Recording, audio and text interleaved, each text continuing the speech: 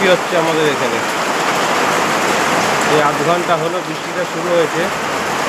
আওয়াজ কি, আমার আওয়াজ ভালোভাবে শুনতে পাবেন কিনা ঠিক আমি বুঝতে পারছি না, এত আওয়াজ হচ্ছে। কারণ আমাদের উপরে এখানে প্লাস্টিক দেওয়া, তো আওয়াজটার জন্য আরও বেশি আছে। আর এই বৃষ্টির ওয়েদারে যে কি খাবো না খাবো এখনও জানি না। খেতে তো অনেক কিছু ইচ্ছা করে, বিশেষ করে খিচুড়ি খেতে খুব ভালো লাগে বৃষ্টির ওয়েদারে, কিন্তু হবে কি না আমি জানি না। কারণ রান্নাঘরে মা আছে, বৌদি আছে, তারা কি করছে এখনও পর্যন্ত প্রিপারেশন আমার জানা নেই। সেরকম দেখি।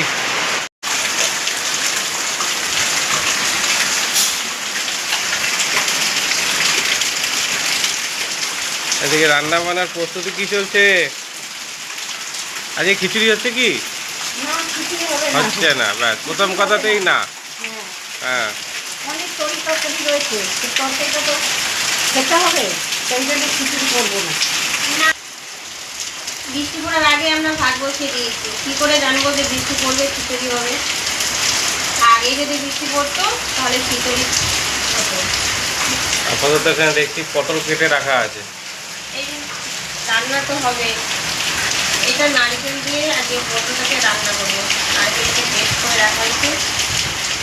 এমন অবস্থা, শঙ্কু ভিজে ভিজে এলো, টিউশনে গেছিল। এখন টিউশনে তো অনেকক্ষণ ধরে বসে আছি, কি করবো? একটু বৃষ্টিটা থামলো, আবার দেখি আসতে গিয়ে বৃষ্টিটা আবার নামলো, তাই ভিজে ভিজে এসেছি। জামা কাপড় ছাড়বো। যা যা, ঠান্ডা লেগে যাবে। মহারানী সকাল থেকে উঠে পড়ে দুষ্টুমিতে শুরু করেছে, আবার জিদ করলো আমার লিপস্টিক পরিয়ে দিতে হবে। দেখুন লিপস্টিক পরে বসে আছে এখন সকালবেলা। আছে না আমি কি বলছি? সন্তা, আম আম করে দাও, আম আম। লিপস্টিক পরে, ও বাবালি বাবালি বাবালি। বর্ষার দিনে বাজার থেকে দেখুন মাছের মাথা নিয়ে এসছে ভাই। এই মাছের মাথাটা আমি আজকে মাছের মাথা চচ্চড়ি করবো। কিভাবে করছি আপনারা শুরু থেকে শেষ অবধি দেখবেন, খুব ভালো লাগবে দেখতে। মাছের মাথাগুলো ধুয়ে পরিষ্কার করে নিয়েছি, এবার আমি নুন হলুদ মাখিয়ে নেব।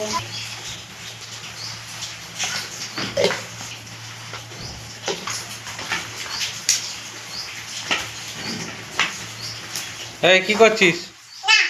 হ্যাঁ হ্যাঁ, দুধ নিচ্ছে। হ্যাঁ, এসব দুধ নষ্ট করা হচ্ছে, এখন আইসক্রিম বানাবে এরা। চিন্তা করুন।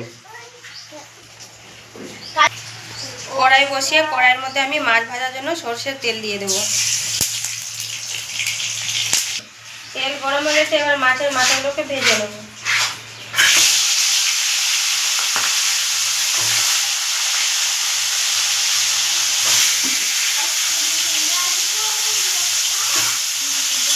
সাবানটাকে ফুটো করে আঙুলে ডুবিয়ে রেখেছে। কি করেছো সন্তা? কিছু করোনি, দুষ্টু করছো কিন্তু তুমি।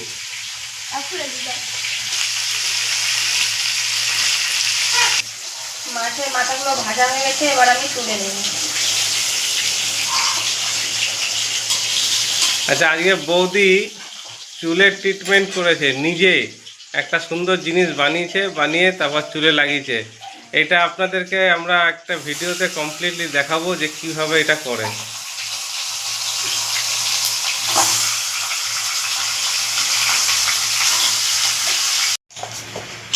মাছ ভাজা কমপ্লিট হয়ে গেছে, আর মাছ ভাজার তেলের মধ্যে আমি আলুর উপর তেল দেবো। তেলের মধ্যে আমি কালো জিরে ফোড়ন দেবো। এবার আমি দুটো পেঁয়াজ কেটে রেখেছিলাম, ঝিরিঝিরি করে পেঁয়াজটা তেলের মধ্যে ছেড়ে দেবো।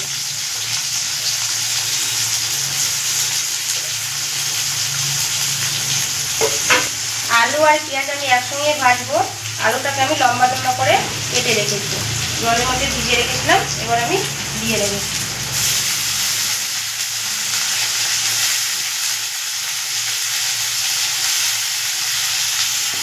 অল্প সামান্য আমি নুন দিয়ে হালকা করে ভেজে নেব।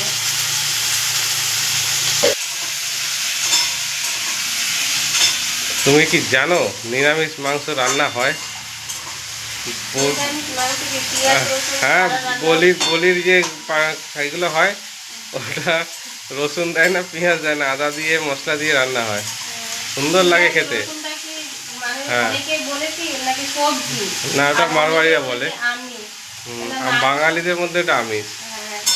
অনেকে বলে না এটা সবজি খাওয়া যায়, নিরামিষগুলো নাকি পেঁয়াজ রসুন খায় সবজিগুলো, কিন্তু না, আমাদের চলবে না। আমাদের বাঙালগুলো তো সেটা চলবে না আমারে পেঁয়াজ আর আলু ভাজার সঙ্গে সঙ্গে আমি রসুনটাকেও ভেজে নেবো, কারণ রসুনের কাঁচা গন্ধ তো না ভাজলে যাওয়া যায় না।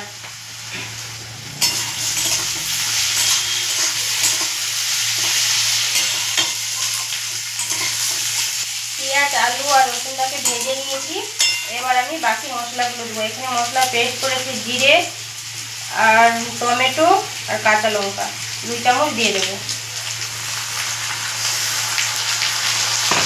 তারপরে দেবো আমি 1 চামচ আদা বাটা, তারপরে দেবো লঙ্কা গুঁড়ো, কাশ্মীরি লঙ্কা গুঁড়ো কালারের জন্য, তারপরে দেবো 1 চামচ হলুদ গুঁড়ো, পরিমাণ মতো নুন, কেন ভাজার সময় নুন দিয়েছিলাম, পরিমাণ মতো নুনটা দিয়ে দেবো। এবার জল দিয়ে মশলাটাকে কষিয়ে নেব।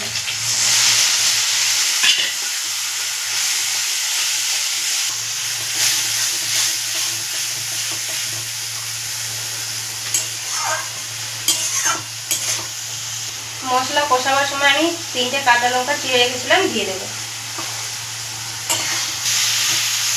মশলা কষানো কমপ্লিট হয়ে গেছে, এবার আমি জল দিয়ে দেবো।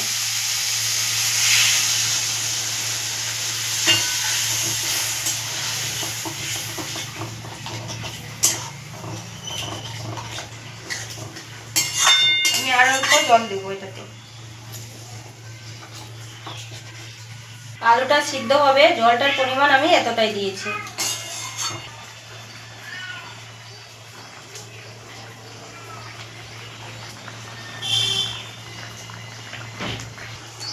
ঝোলটা ফুটছে, এবার আমি ভেজে রাখা মাছের মাথাগুলো ঝোলের মধ্যে দিয়ে দেবো।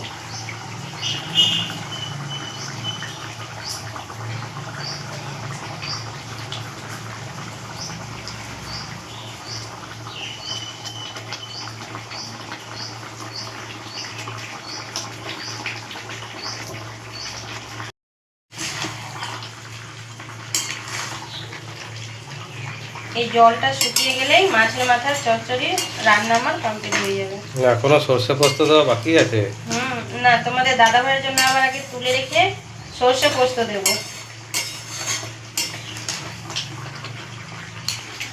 এবার আমি 5 মিনিটের জন্য আমি ঢাকা দিয়ে রেখে দেব।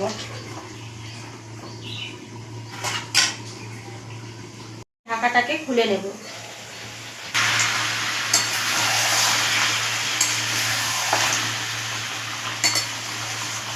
এটা এখনই দারুণ খাওয়া যাবে, বড়দা তো এরকমই খাবে। আমাদেরটা একটু স্পেশাল হবে, যেহেতু দাদা সর্ষে খায় না, ওর জন্য একটা আলাদা করে দিতেই হবে। এবার তোমার দাদা ভাইয়ের জন্য আমি তুলে নেব।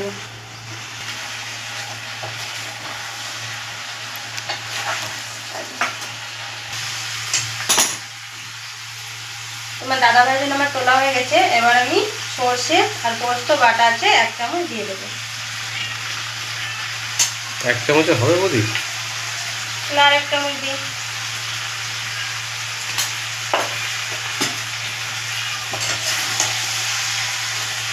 সর্ষে পোস্ত দিয়ে বেশিক্ষণ কষাবো না, কেন সর্ষে দেওয়া আছে, হালকা কষিয়ে নামিয়ে নেব।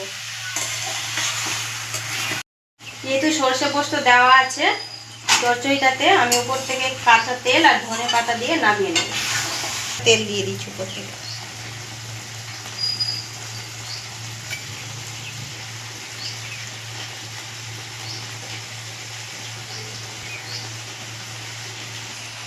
মাছের মাথা চচ্চড়ি রান্না আমার কমপ্লিট হয়ে গেছে, এবার আমি নামিয়ে নেব।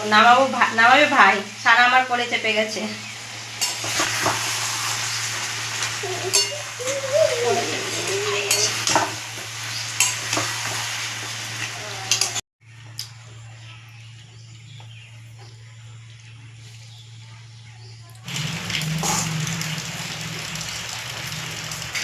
আজকে মেনুতে আছে মুসুরির ডাল, এটা হচ্ছে কাটোয়ার ডাঁটার চচ্চড়ি, এটা হচ্ছে পটলের একটা কি বলে এটাকে মা?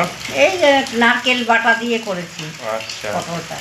আর এটা তো রান্না দেখলেনই আপনারা।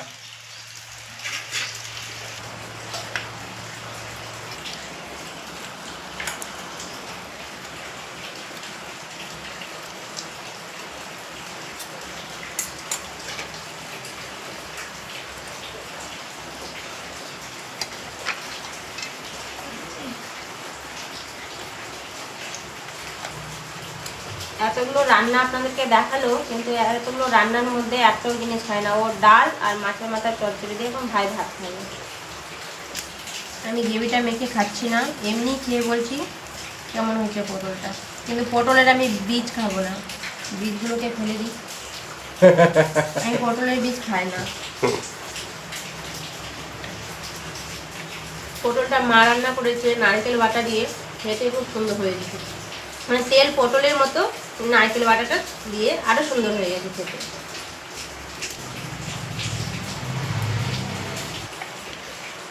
আমি মাছের মাথার মতো গল্পই নেব।